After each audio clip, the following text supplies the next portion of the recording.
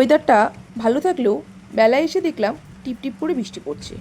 তো ভাবলাম mix fried rice রান্না করি। চলো রেসিপিটা দেখে নাও। এক হাঁড়ি জল নিয়ে তাতে তেজপাতা, লবঙ্গ, এলাচ, পরিমাণ মতো নুন, সাদা তেল ও এক টুকরো লেবু দিয়ে জলটা গরম হলে তাতে চালটা দিয়ে ফোটাতে থাকলাম। এবার টুকরো টুকরো কেটে করে রাখা চিকেন, তাতে নুন, গোলমরিচ গুঁড়ো, 1 চামচ সোয়া সস, 1 চামচ আদা রসুন পেস্ট দিয়ে 5 মিনিটের জন্য ম্যারিনেট করে রাখলাম।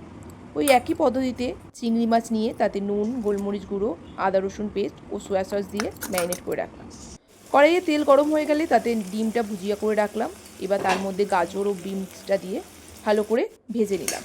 তারপরে আগে থেকে ভেজে রাখা চিকেন আর চিংড়ি মাছটা দিয়ে ভাজা হয়ে গেলে তাতে 80% কুক করে রাখা চালটা দিয়ে পরিমাণ মতো নুন, চিনি, 1 চামচ ভিনিগার, 1 চামচ সোয়া সস দিয়ে ভালো করে ভেজে নিলেই আজকে তৈরি আমাদের মিক্সড ফ্রাইড রাইস।